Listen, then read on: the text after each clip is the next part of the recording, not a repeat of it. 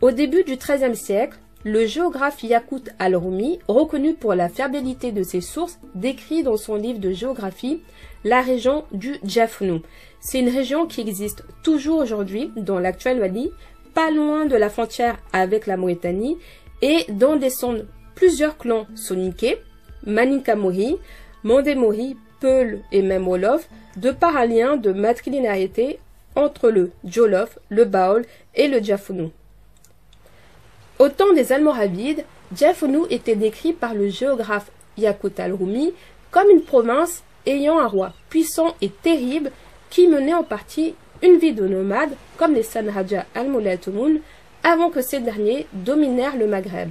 Ce roi était plus puissant que les Almoravides et doué dans l'art de régner. C'est la raison pour laquelle les Sanhaja al-Moulay Toumoun reconnaissaient sa supériorité en lui témoignant leur obéissance et en recourant à lui pour obtenir son aide en cas d'importantes affaires d'État. Une année, en allant au pèlerinage à la Mecque, ce roi arriva au Maghreb, plus précisément au Maroc, chez le Sanhaja al-Lamtouni, prince des musulmans Amir al-Muslimin qui avait déjà conquis le Maroc.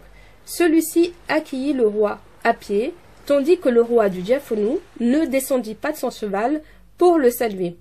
Quelqu'un qui l'a vu à Marrakech le jour de son entrée dans cette ville raconte ce qui suit. C'était un homme grand, au teint noir et même très noir, dont le visage était couvert d'un voile appelé niqab al-munakab.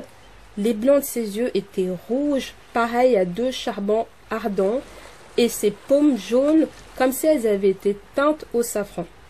Il portait des robes coupées et était enveloppé d'un manteau blanc. Il entra à cheval au château du prince des musulmans, tandis que celui-ci le précédait à pied. Il y eut aussi une alliance des membres des clans royaux de l'Empire du Ghana avec les Almoravides.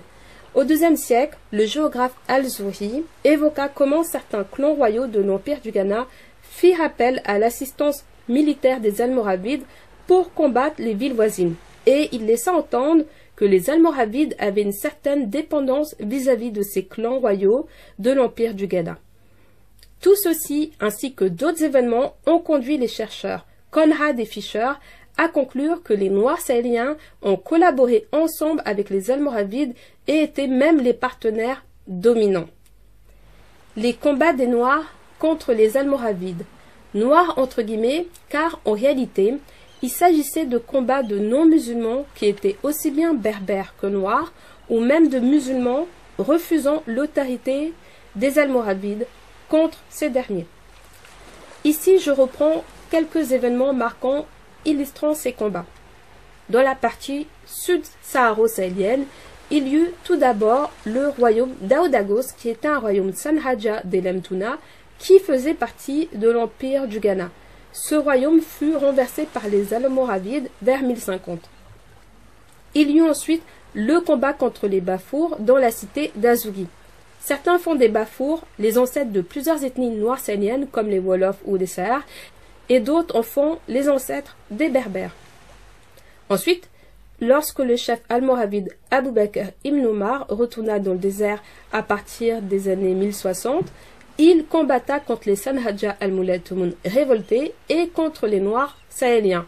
Et après de nombreuses batailles, il fut tué en 1087 par un Noir sahélien qui serait le chef Serer Ama Godo Mad.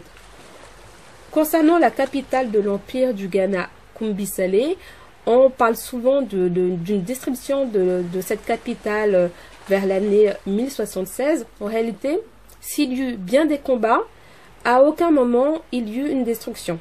De plus, comme je l'ai précisé avant, certains membres royaux de cet empire étaient alliés aux Almoravides. Au final, si l'empire du Ghana fut déstabilisé et même affaibli par les Almoravides, notamment avec la prise d'Aoudaghost, il n'a jamais été conquis par ces derniers, comme le souligne l'anthropologue mauritanien Abdel Wedoud Cheikh, en s'appuyant en partie sur les importantes recherches des chercheurs Conrad et Fischer et d'après les traditions locales. L'empire du Ghana survécut pendant plusieurs décennies après l'épopée des Almoravides avant de complètement s'éteindre. Comme nous l'avons vu tout au long de cette série sur les Almoravides, La cohabitation entre les Noirs sahéliens et les Sanhaja al-Mulatoumoun, dont les principaux descendants aujourd'hui correspondent aux Maures de Mauritanie et à certains groupes Touareg, est très ancienne. Cette cohabitation n'était pas basée sur un monde noir s'opposant au monde blanc, l'arabo-berbère mettant en esclavage les Noirs, ou le nomade opposé au sédentaire, comme on peut l'entendre aujourd'hui lorsque certains essaient d'expliquer les conflits en Mauritanie et au Mali. S'agissant du Sahel, il faut complètement sortir de ce schéma qui est narré, car c'est une société très complexe. S'il y avait certes des guerres, des conflits, y compris entre les Noirs sahéliens eux-mêmes et même entre les Berbères sahariens, ceux-là aussi ayant vécu ensemble dans certains royaumes et empires, conduit à des alliances, comme vous avez pu le voir ici, des échanges commerciaux, des liens de mariage, et a même fini par créer un mode saharo-sahélien assez unique. Nous le verrons au fur et à mesure des vidéos sur cette chaîne.